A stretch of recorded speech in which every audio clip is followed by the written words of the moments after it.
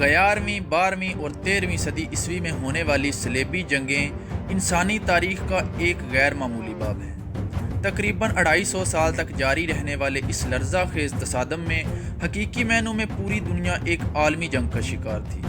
یہ تہذیبوں کا ٹکراؤ ہونے کے ساتھ ساتھ مذاہب کا بھی تصادم تھا۔ مسلمان اور عیسائی قومیں باہم دست و گریباں تھیں۔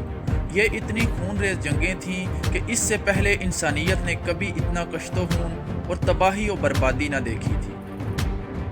امت مسلمہ اور تمام عیسائی دنیا کے اس ٹکراؤ کے نتیجے میں پوری انسانی تاریخ پر گہرے اثر مرتب ہوئے، جن کا اثر آج کی جدید دنیا میں بھی دیکھا جا سکتا ہے۔ 21ویں صدی کے آغاز پر امریکی صدر جارج بش نے جب مشرق وسطیٰ میں حالیہ جنگوں کا آغاز کیا کہ جس کے نتیجے میں آج افغانستان سے لے کر عراق، شام اور شمالی افریقہ تک تمام مسلمان ممالک پر حملے کیے جا رہے ہیں، تو اس نے بھی عیسائی دنیا کی طرف سے مسلط کردہ اس جدید جنگ کو صلیبی جنگ ہی کہا تھا۔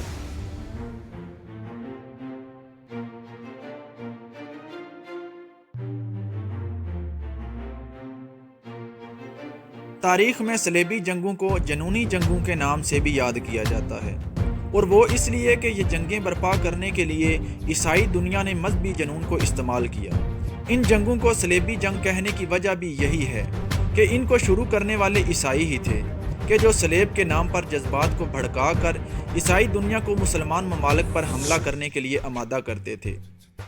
تنگ نظری، مذہبی انتہا پسندی اور دہشت گردی جیسی اصطلاحیں کہ جو آج استعمال ہو رہی ہیں، عیسائی دنیا کی طرف سے ہی مسلط کردہ صلیبی جنگیں اس کی واضح مثال ہیں۔ آج سے تقریباً 1000 سال قبل یہ جنگیں مغربی عیسائی دنیا نے اپنی عوام کے مذہبی جذبات کو بھڑکا کر امت مسلمہ کو ختم کرنے کی غرض سے برپا کی، اور آج 21ویں صدی میں بھی یہی سازشیں اور قتل عام دہرایا جا رہا ہے۔ مغرب کی طرف سے جو اتحاد صلیبی جنگوں کے لیے بنا، اس کا ایک فریق بازنطینی سلطنت بھی تھی۔ بازنطینی سلطنت پچھلے کئی سو سالوں سے مسلمانوں سے بری طرح مار کھاتی آ رہی تھی، اور اب یہ بات واضح ہو چکی تھی کہ یہ تنہا مسلمانوں کا مقابلہ کرنے کی سکت نہیں رکھتی۔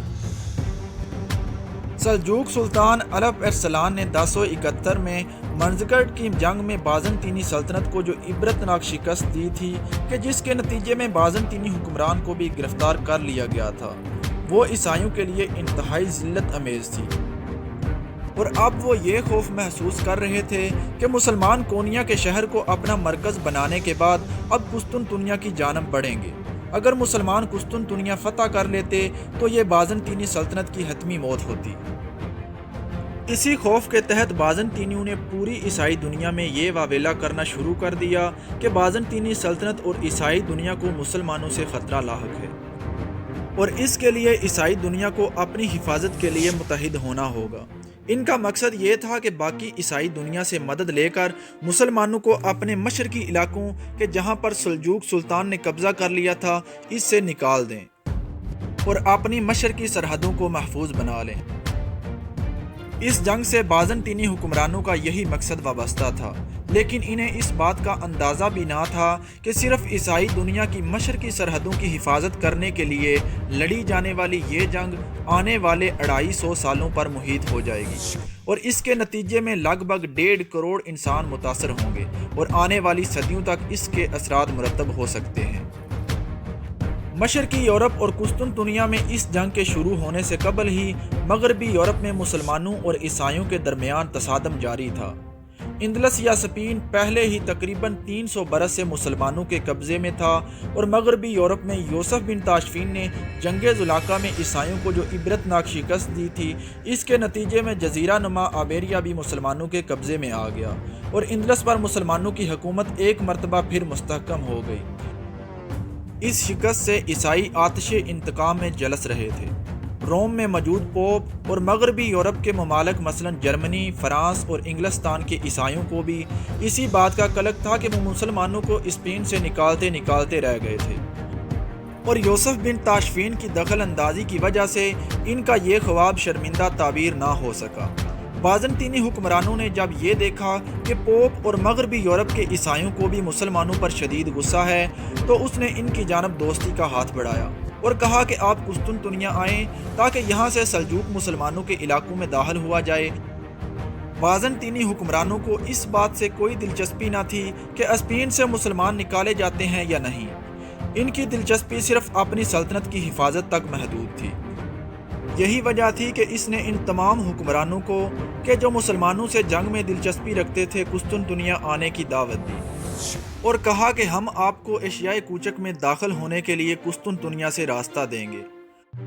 موجودہ ترکی کے تمام ایشیائی علاقے جو ابنائے باسفورس کے مشرق میں واقع ہیں اس وقت تک مسلمان سلجوق سلطنت کے قبضے میں آ چکے تھے اور کونیا کا مشہور شہر اس مضبوط سلجوق سلطنت کا دارالحکومت بن چکا تھا۔ آنے والے وقتوں میں اسی کونیا میں مولانا جلال الدین رومی اور شمس تبریز تشریف لائے اور ان کی وجہ سے آج بھی یہ شہر پوری دنیا کے لیے ایک روحانی کشش رکھتا ہے۔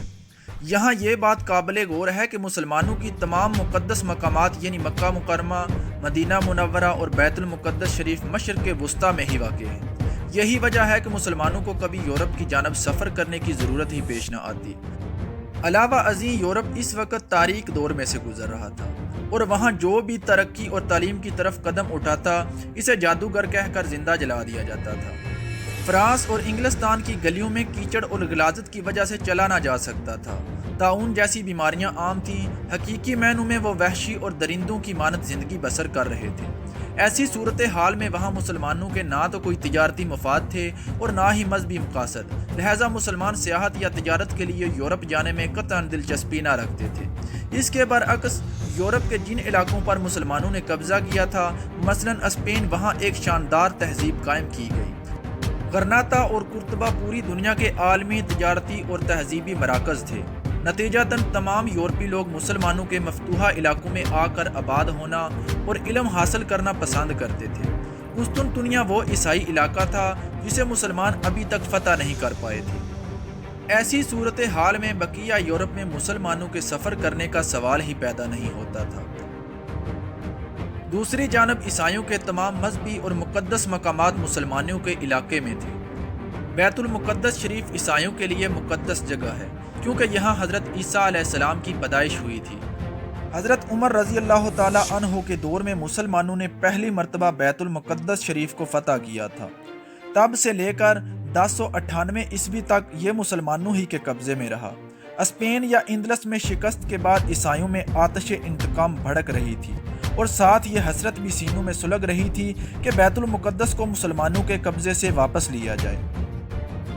پوپ اربن دوم نے اپنے پادریوں اور راہبروں کو پورے یورپ میں پھیلا دیا۔ انہوں نے نفسیاتی جنگ کے ذریعے اشتعال انگیزی پھیلائی اور یہ جھوٹا پروپیگنڈا کیا کہ بیت المقدس میں عیسائیوں کے ساتھ ظلم روا رکھا جا رہا ہے، جبکہ حقیقت یہ تھی کہ حضرت عمر رضی اللہ تعالیٰ عنہ کے دور سے لے کر صلیبی جنگوں کے آغاز تک بیت المقدس میں کسی بھی عیسائی کو نہ تو قتل کیا گیا اور نہ ہی کسی پر ظلم کیا گیا۔ عیسائی اور یہودی کئی سو برس تک مسلمانوں کے زیر سایہ اتنے امن و امان سے رہے کہ کہیں بھی مذہبی تعصب کی ایک مثال بھی نہیں ملی۔ ان برسوں میں مسلمانوں نے عیسائیوں کے ساتھ رواداری کی وہ اعلیٰ مثال قائم کی کہ جسے دنیا آج تک یاد رکھتی ہے۔ پیٹر نام کے ایک راہبر نے یورپ میں جگہ جگہ ایسی جنونی تقاریر کی کہ جن میں مذہبی تعصب اور جنون لوگوں کو بھڑکانے کے تمام اسباب موجود تھے۔ یوں پورے یورپ میں مذہبی جنون کی آگ بھڑکا دی گئی۔ یورپ کی فوجیں تو بعد میں نکلیں، ان سے پہلے ہی عام یورپی عیسائی اس رہبر کے ساتھ قسطنطنیہ کی طرف روانہ ہو گئے۔ ان کا مقصد مسلمانوں کے ساتھ جنگ کر کے بیت المقدس پر دوبارہ قبضہ کرنا تھا۔ یہ عسکری اعتبار سے غیر تربیت یافتہ جذباتی اور نہتے عیسائی صرف اس لیے اپنے گھر بر چھوڑ کر رہبر پیٹر کے ساتھ چل پڑے تھے کہ ان کے مذہبی جذبات کو بھڑکا دیا گیا تھا اور ان کو اس جنگ میں حصہ لینے کے نتیجے میں جنت کی بشارت بھی دی گئی تھی۔ یہی وجہ تھی کہ لاکھوں کی تعداد میں وہ سادہ لو عیسائی عوام اپنے انجام سے بے خبر اندھا دھند اس مہم پر روانہ ہو گئی۔